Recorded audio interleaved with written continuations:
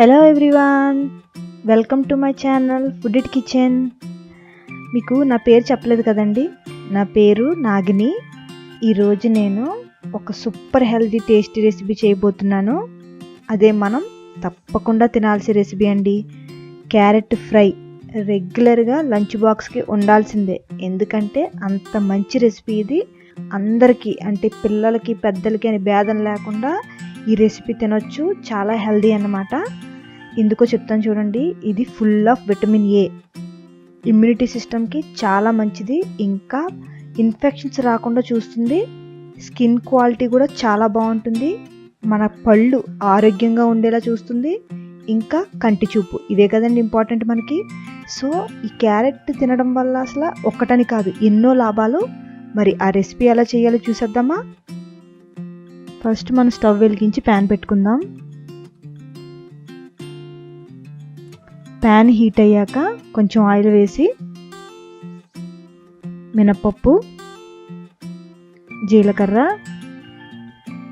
ఆవాలు,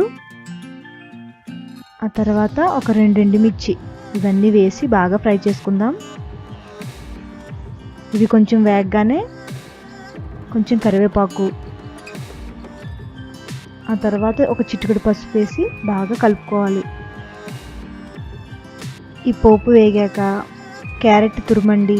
ఒకవేళ మీరు క్యారెట్ని చిన్న చిన్న ముక్కలుగా కట్ చేసుకున్నా అలా అన్నా వేసుకోవచ్చు, లేదంటే క్యారెట్ తురుమన్నా వేసుకోవచ్చు. నేను క్యారెట్ తురుము వేస్తున్నాను. ఈ తురుము అంతా వేసి బాగా కలుపుకోవాలి.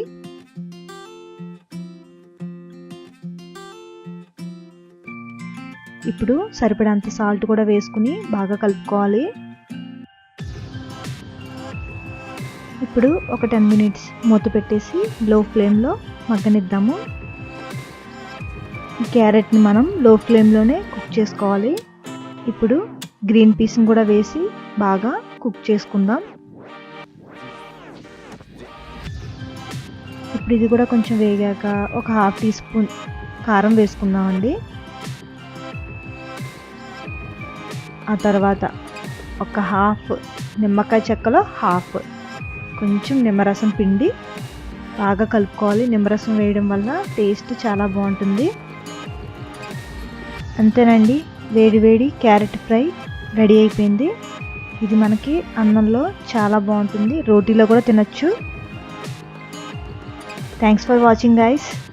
మీకు కనుక ఈ వీడియో నచ్చినట్లయితే డెఫినెట్గా give a big thumbs up and share the video and comment in the comment section. మళ్ళీ నెక్స్ట్ వీడియోలో కలుద్దాం. అంతవరకు నమస్తే, బాయ్.